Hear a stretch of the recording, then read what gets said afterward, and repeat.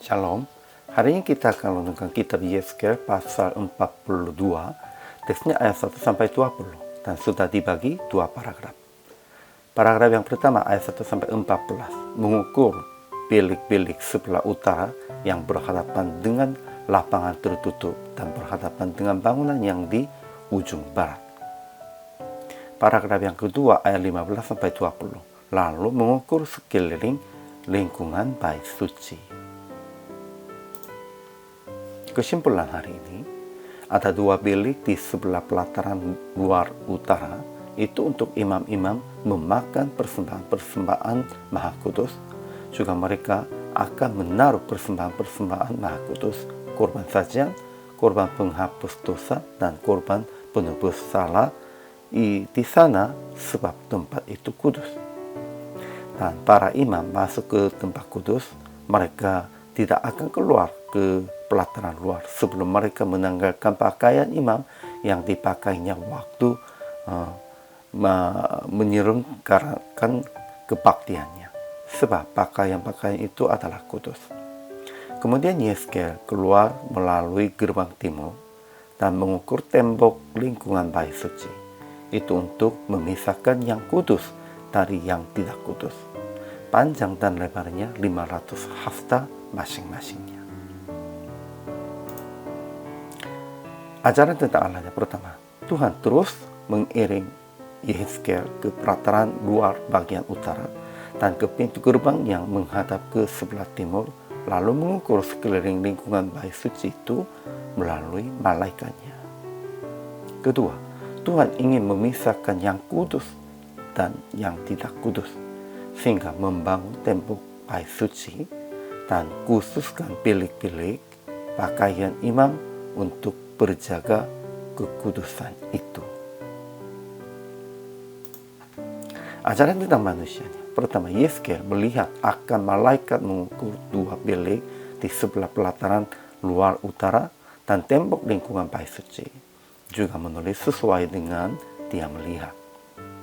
Kedua, imam-imam akan menaruh persembahan-persembahan Maha Kudus, korban sajian, korban penghapus dosa, dan korban penebus salah di tempat yang kudus yang sudah khususkannya itu. Ketiga, pakaian-pakaian imam juga kudus, harus khususkan untuk melayani Tuhan, sehingga tidak boleh keluar ke pelataran luar sebelum imam-imam menanggalkan pakaian di tempat yang kudus.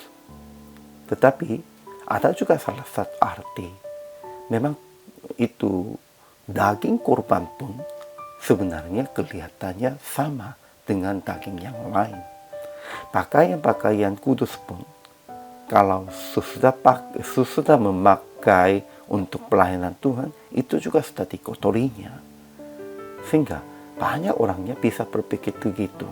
Kalau mereka langsung melihat itu, wah itu sesungguhnya yang dikhususkan. Itu sungguh kudusnya. Ya, memang secara materinya tidak ada kelihatannya yang khusus, yang istimewa. Sehingga supaya berjaga mereka, Tuhan khususkan itu hanya di dalamnya saja. Sehingga aplikasi hari ini pertama, memisahkan yang kudus dan yang tidak kudus dengan khususkan tempat, waktu di dalam kehidupan Anda. Ya, itu pentingnya waktu kudus. Tidak bisa sepanjang waktu. Dan harus memisahkan tempat yang kudus pun juga, karena tidak bisa semuanya kudus. Kedua, mengukur dan mengatur kehidupan Anda sampai makanan dan pakaian, supaya menguduskan kehidupan Anda dengan titik penting. Ya, tidak bisa sempurna, tetapi harus usaha dan harus mengaturnya kehidupannya dengan titik sampai makanan, sampai pakaian, dan waktu dua, dan yang lain-lain pun juga.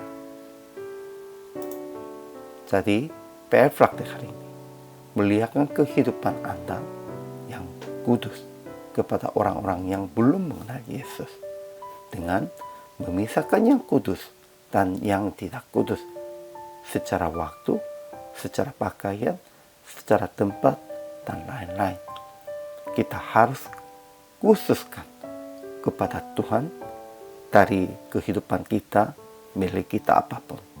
Dan juga harus melihatkan itu yang kita menghargai kekudusan Tuhan, kekudusan Yesus. Itu harus menjadi salah satu teladan bagi semua orang.